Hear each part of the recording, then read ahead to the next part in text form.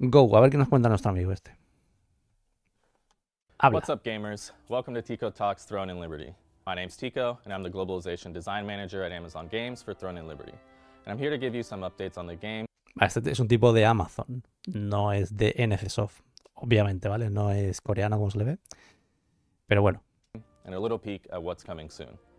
I've been spending a ton of time in the game, having a blast with all of you, and now that we just released our Haunted Harvest Halloween update, I'm even more Evento de Halloween que he hecho una vez y ya está. excited.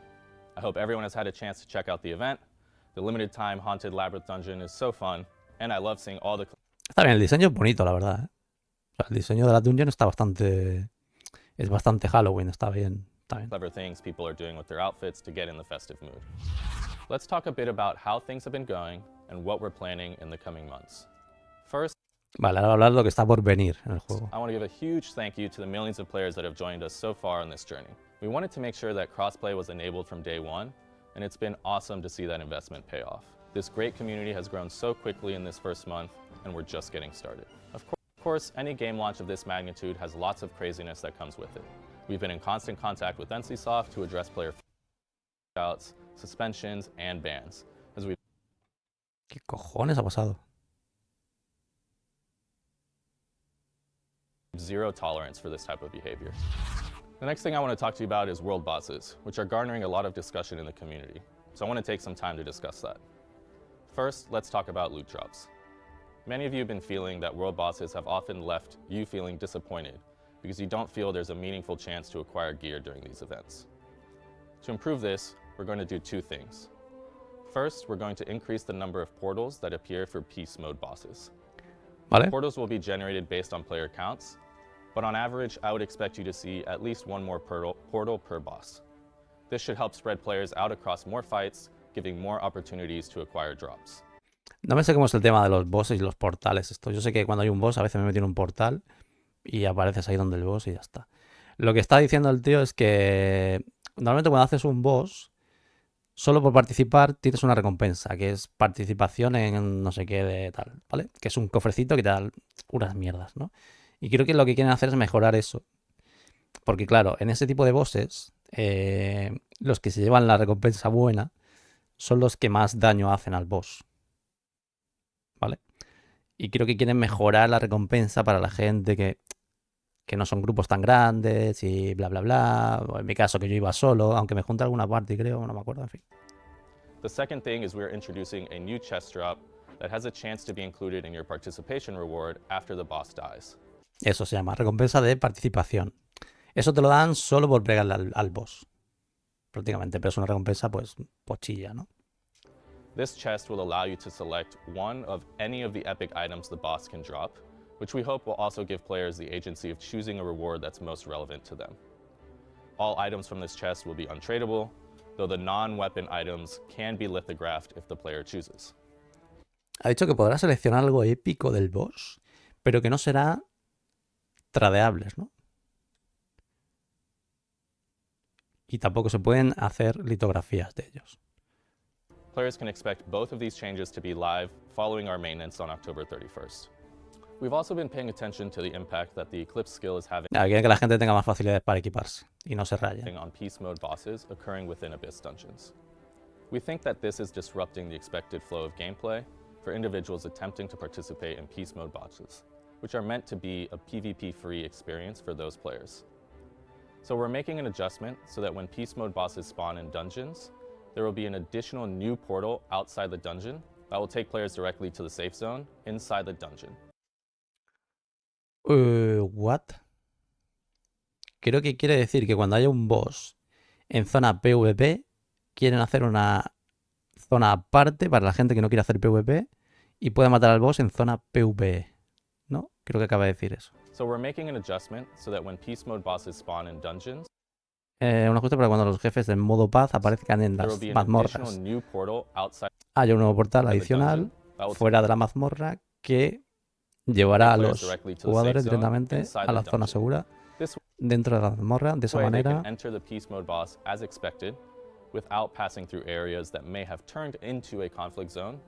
ya, para que no pasen por áreas que se han convertido en zona de conflicto.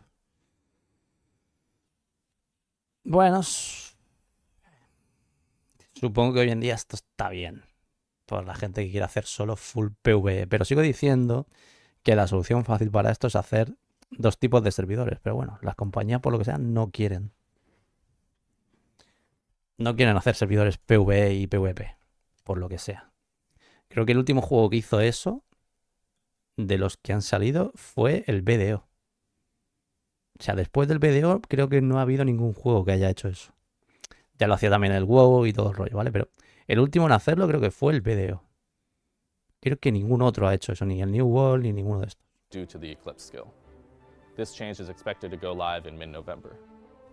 The Eclipse skill itself will continue to change the dungeon into conflict mode, as always. Finally, for bosses, there's been talk about how contribution works in relation to the loot drops. Later this week, we will be releasing an article that defines and describes how loot distribution works across all content types. But I want to briefly touch on this specifically for Conflict World bosses.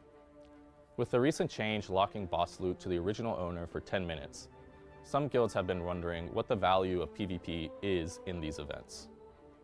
The spirit of the Conflict World boss is that guilds are fighting to control the area to allow their guild to damage the boss and raise their contribution, thus increasing their chances to get better loot. In addition to increasing your own contribution, though, you can also decrease other guilds' contribution. In conflict mode, you do this by killing players from rival guilds, which will reduce that player's contribution by 70% each death. So reducing another guild's contribution increases your relative contribution. So it's a major factor in determining the loot that can drop for you. Vale, eso estaba diciendo para que no pierda valor el hacer PvP en estos bosses, ¿no? Okay. We are working on introducing some contextual UI indicators of contribution amounts, and we hope that this will help guilds be more strategic about which opponents to focus their attacks on. Moving on from world bosses, I want to talk about co-op dungeons. We have made 3 recent changes to matchmaking for dungeons. To help with queue experiences, we introduced a new option to queue for a random dungeon when using party matchmaking, and we made a change to better match players based on their combat power. To better Quieren hacer que cuando buscas mazmorra cooperativa, los jugadores se hagan party por nivel de equipo. Bueno, yo no tenía mucho problema con lo de las parties esto, la verdad. Pero hay gente quejándose de que no sé qué, que me meten con mancos, qué tal. Yo, bueno, a veces no nos ha salido bien el boss, pero pues lo que hay, tío. Es lo que hay, ¿no? align group capabilities. To help with completion rates, No puede ser la cosa 100% sí o sí. we increased the damage and HP buff when queuing through matchmaking to be 10%, up from 5%. All of these changes went live on October 17th. Then, in order to improve the rate in which players can Esos cambios se implementaron el 17 de octubre. acquire their desired gear, we made another change following the Haunted Harvest Halloween update that provides a bonus reward when queuing for random dungeons. Each successful random dungeon completion will reward 1 additional dimensional soul shard, and will also have a chance at a larger reward of 1 dimensional essence. We hope that these changes have had a meaningful impact to your experience with co-op dungeons. We're going to keep monitoring the data, we're going to keep listening to player feedback, and we'll continue to tweak if needed. All right, let's talk now about some major systems that players may already be familiar with because of their time playing on the Korean service. In particular, I want to talk about 2 systems, Substance Transformation and the Rune system. And I want to be very clear here. Neither of these systems will launch in our service with their current functionality. We're working closely with NCSoft to make updates, and both systems will be improved in a way that will satisfy both Korean and global users. While not all changes are finalized, here are some things I can say for now.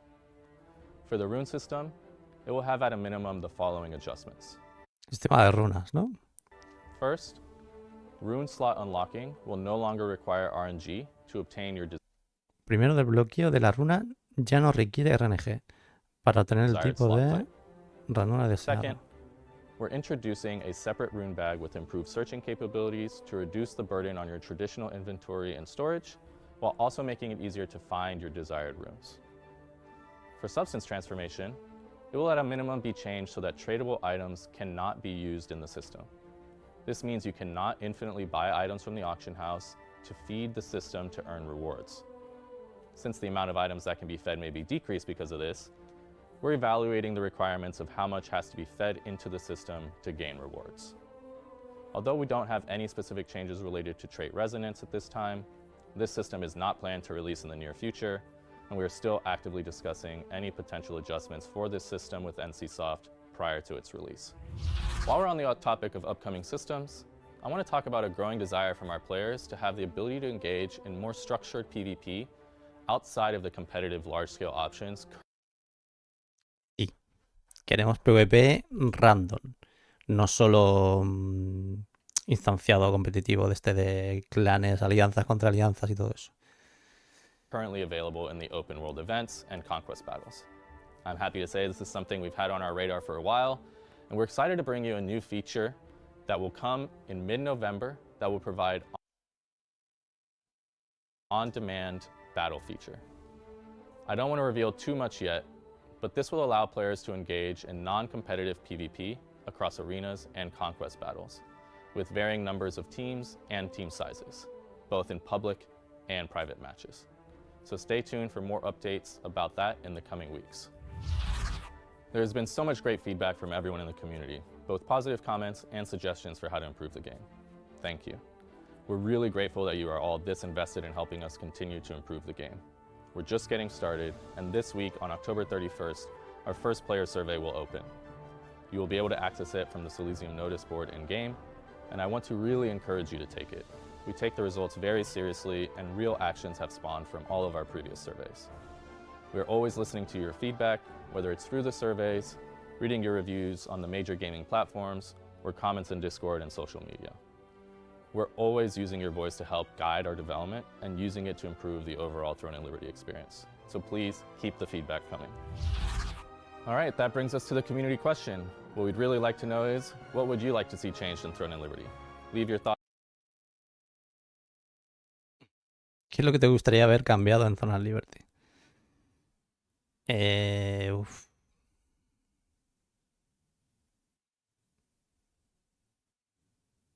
Supongo que todo el mundo va a decir el combate. Le van a decir el combate es medio pocho, no sé qué tal. Thoughts down below in the comments. Please like and subscribe. That lets us know that you want more of these kinds of videos. We'll read each and every comment, so let us know what you think. I really hope this was informative. Thanks so much for watching, and I'll see you in Silesium. No sé por qué parece que Amazon tenga más ganas de que esto funcione que su propio juego, tío. Es rarete, ¿no?